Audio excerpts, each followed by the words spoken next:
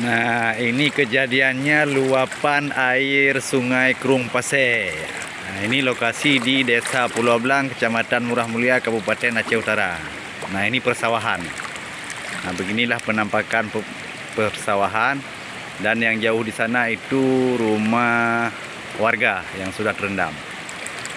Nah, ini jalan. Ini posisi jalan, kita putar ke belakang. Nah, ini rumah warga yang terendam, dan ini juga jalan. Jalan desa. Airnya cukup deras.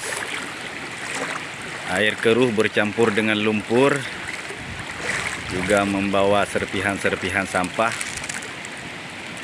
Nah, begini saudara-saudara keadaannya. Ini ketinggiannya melebihi lutut orang dewasa, hampir sepinggang. Nah, ini posisinya di jalan hampir sepinggang. Kalau di rumah-rumah warga ada yang melewati pinggang kedalamannya.